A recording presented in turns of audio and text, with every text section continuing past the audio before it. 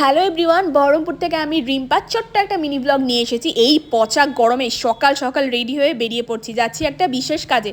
মানে আমার শ্বশুরবাড়ি হয়ে যেতে হবে। মানে জিয়াগঞ্জ ঢুকে গেছি, শ্রীপদ সিং কলেজ নেতাজি মোড় পার করে যাচ্ছি এখন আমার শ্বশুরবাড়ি। কাজ সেরে ধেরে এবার ফিরবো বাড়ি। তো একটু চা খেয়ে নিচ্ছি, জিরিয়ে নিচ্ছি। আর ফেসের অবস্থা ভীষণ খারাপ সারাদিনের ধকল আর ক্লান্তিতে। যাই হোক, সমস্ত কিছু সেরে সুরে আবারও চলে আসলাম বহরমপুরে। কী কাজ সেটা দেখানো গেল না, ওটা দেখানো নয়। সেই জন্য বহরমপুরে এসে আমার একটা আলাদাই আনন্দ লাগে। মানে যেখানেই যাই না কেন, বহরমপুর আমার কাছে একটা ভালোবাসার হয়ে উঠেছে। এই 5 বছরে প্রচুর ভালোবেসে দিয়েছি আমি বহরমপুরকে। বাড়ি ঢোকার আগে একটু মায়ের দর্শন করে নিলাম, চলে আসলাম বাড়ি এসে একদম ফ্রেশ হয়ে এবার হেয়ারটাকে আমি আঁচড়ে নেবো ভালো করে। মানে এত বাজে অবস্থা, আর ফেসটাও দেখছো পুরো ডাল হয়ে রয়েছে, সারা দিন রোদ গরমে যাচ্ছে তাই অবস্থা হয়েছিল। তাই হেয়ারটাকে ভালো করে আঁচড়ে নিয়ে এবার বেঁধে নিচ্ছি। এরপরে ডিনার সারতে হবে, খুব তাড়াতাড়ি ডিনারটা সেরে নিলাম। আজকে ডিনারে সেরকম কিছু করলাম না, ভীষণ গরম পড়েছে।